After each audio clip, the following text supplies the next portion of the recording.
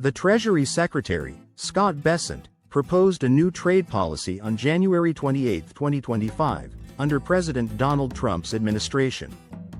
The policy would introduce universal tariffs on imports to the U.S., beginning at 2.5% and increasing incrementally each month, potentially reaching 20%.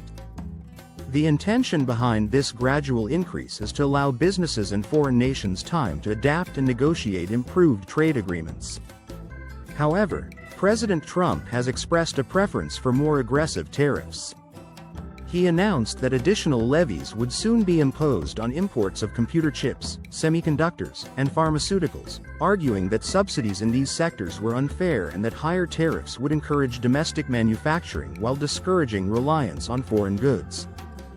These new tariffs are expected to be significantly higher than the initial 2.5%.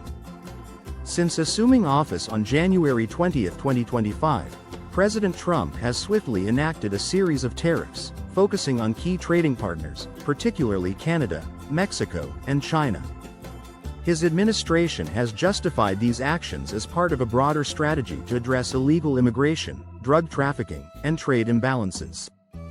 On his very first day in office, Trump implemented a 25% tariff on all imports from Canada and Mexico. His administration defended these tariffs as necessary measures to combat illegal immigration and curb the influx of drugs, particularly fentanyl, into the U.S. These tariffs are set to take effect on February 1, 2025. Canada has strongly opposed these tariffs, with Prime Minister Justin Trudeau warning that such policies would harm both the Canadian economy and American businesses and consumers. Trudeau has emphasized the importance of maintaining a strong economic relationship between the two countries and has suggested that Canada may implement retaliatory measures if necessary. The Canadian government has expanded its response beyond counter-tariffs, seeking support from international allies such as the European Union, Mexico, and Denmark. Foreign Minister Melanie Joly has been engaging with counterparts in Britain, Mexico, and several European nations to coordinate a collective strategy against the U.S. tariffs. She has stressed the importance of practical and measured negotiations, while European officials have been discussing potential retaliatory actions in response to U.S. trade policies. Chrystia Freeland, former finance minister and a leading candidate to replace Trudeau as prime minister, has proposed organizing an international summit. This gathering would bring together leaders from Mexico, Denmark, Panama, and the European Union to coordinate a unified response to the economic and political challenges posed by the Trump administration's trade policies. Meanwhile, Mexican President Claudia Sheinbaum has also criticized the tariffs, arguing that they are ineffective in addressing the underlying causes of immigration and drug trafficking. She has called for cooperative efforts between Mexico and the U.S. to tackle these complex issues and warned that the tariffs could harm diplomatic relations. Beyond its North American neighbors, the Trump administration has also set its sights on China, announcing a 10% tariff on all Chinese imports, citing the country's role in the production and distribution of fentanyl, which has exacerbated the opioid crisis in the United States. This tariff, like those on Canada and Mexico, is scheduled to go into effect on February 1, 2025. The Chinese government has responded by emphasizing the mutual benefits of trade relations with the U.S. and expressing its willingness to engage in constructive dialogue to resolve trade disputes. Trump's aggressive trade stance extends beyond tariffs. He has warned the European Union that it may face new trade barriers if it does not increase its purchases of American oil and gas.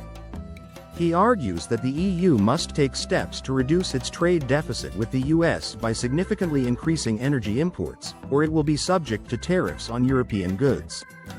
At the same time, Trump has revived discussions about acquiring Greenland, a move that was first proposed during his previous administration. He has even suggested that military force could be used to secure the territory if necessary. In response, Denmark has taken significant steps to reinforce its sovereignty over Greenland. Danish Prime Minister Mette Frederiksen has been actively consulting with European leaders to rally support against U.S. pressure, stressing the importance of European unity in defending territorial sovereignty. During meetings with German Chancellor Olaf Scholz and French President Emmanuel Macron, She reiterated that borders should not be altered by force, a clear rejection of Trump's statements. To bolster its defense capabilities in the Arctic, Denmark has announced a major investment of approximately $2.1 billion. This funding will be allocated toward the construction of 3 new naval vessels, the acquisition of surveillance drones, and improvements to satellite monitoring systems. These measures are designed to strengthen Denmark's military presence in Greenland and reinforce the country's control over the territory. Denmark is also actively seeking to strengthen European involvement in Greenland's security, with ongoing discussions about potentially stationing European troops on the island, though no formal request has been made. Greenland's Prime Minister Mute B. Egede has responded by reaffirming the island's commitment to self-governance. While Greenland remains open to expanded cooperation with the U.S., Egede has made it clear that its people do not wish to become Americans. He has emphasized Greenland's long-term goal of self-determination and eventual independence, underscoring that the island's future should be decided by its own people. Meanwhile, tensions between the U.S. and the European Union are rising, exacerbated by a series of energy crises. The EU has been struggling with energy shortages due to Ukraine blocking Russian energy transit, Qatar halting gas exports to Europe, and Iran suspending its energy supplies for unexplained technical reasons. The situation has been further strained by new U.S. sanctions on Russian oil and gas, which have driven up global energy prices. These disruptions have led to soaring gas prices in Europe, growing public discontent with the European Commission, and worsening inflation across the continent. The announcement of potential new U.S. tariffs on European products has further heightened economic uncertainty. In response, the EU has intensified efforts to mitigate the impact of possible trade restrictions. Recognizing the need to reduce reliance on U.S. trade, the bloc has accelerated its strategy of forging alternative economic partnerships. One key development has been the finalization of a modernized free trade agreement with Mexico, signed on January 17, 2025. This agreement aims to lessen both parties' economic dependence on the U.S., particularly in light of the anticipated tariff increases under Trump's administration. The updated EU-Mexico trade agreement includes several key provisions: elimination of tariffs. High tariffs on EU exports to Mexico, particularly in agriculture, will be removed.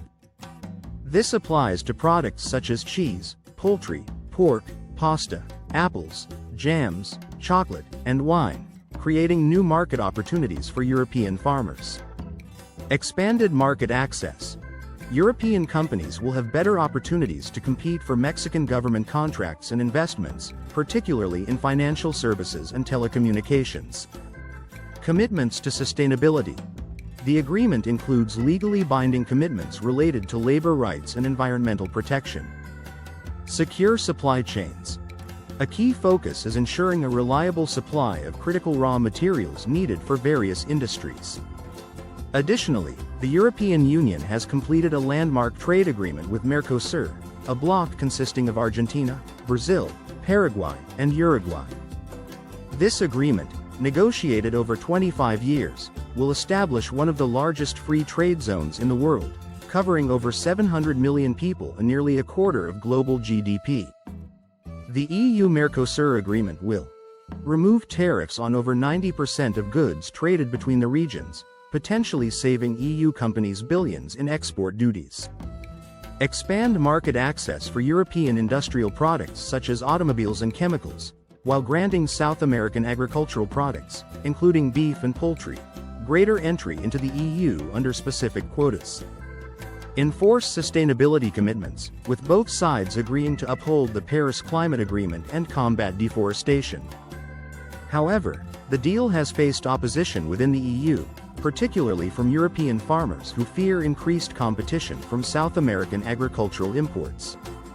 French President Emmanuel Macron has expressed strong concerns, demanding additional safeguards before ratification can proceed.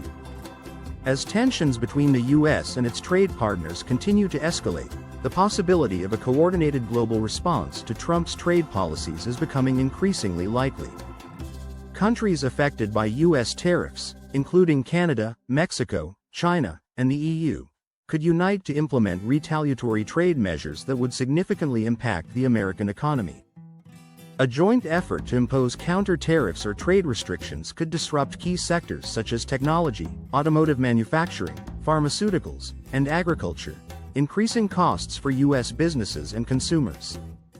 If the U.S. continues on its current path of aggressive trade policies, it risks isolating itself economically and weakening its global influence.